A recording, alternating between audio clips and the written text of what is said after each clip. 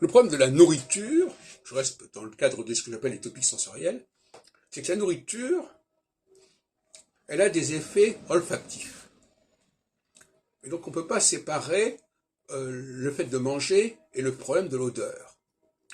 Et vous savez que moi, dans mon atopique sensoriel, j'associe le ça olfactif au ça gustatif. Parce que faire à manger, ça sent quelque chose, ça dégage des odeurs. Chirac, on l'avait remarqué à une époque, qui peuvent gêner. Le fait aussi de manger va provoquer forcément des excréments à la fin du processus, qui est également extrêmement odorant et puant. Ça peut aussi provoquer de la saleté, de manière générale. Les vêtements peuvent se tacher au moment où on mange. Donc, le fait de l'acte de manger est une nuisance, quelque part. Sans parler du fait de trop manger, c'est également une nuisance pour la personne qui mange trop. Ça peut être aussi une nuisance parce qu'elle dépense trop d'argent pour ça, peu importe. Donc, c'est une nuisance qu'il faut mettre en parallèle avec la nuisance de la parole, qui est de l'autre côté, qui est l'autre type. C'est l'atopique sensorielle du ça masculin, c'est le goût, le manger et l'odeur, et l'atopique sensorielle du ça féminin, c'est la parole et l'apparence.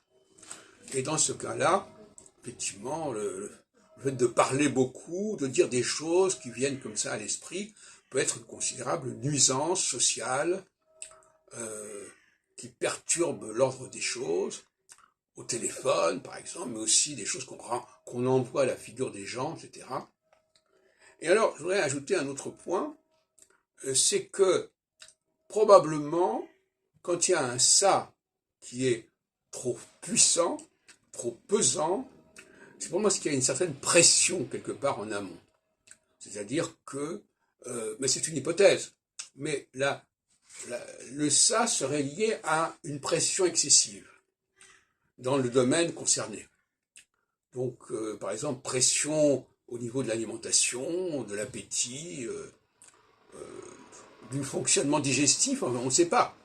Et inversement, au niveau de la parole, il peut y avoir aussi un ça lié à une pression mentale, un mental qui est trop lourd à porter, qui pèse trop et qu'on n'arrive pas à maîtriser et qui par conséquent va déclencher une sorte de logorée, va déclencher une sorte de discours comme ça, plus ou moins contrôlé, et qui va être également une nuisance.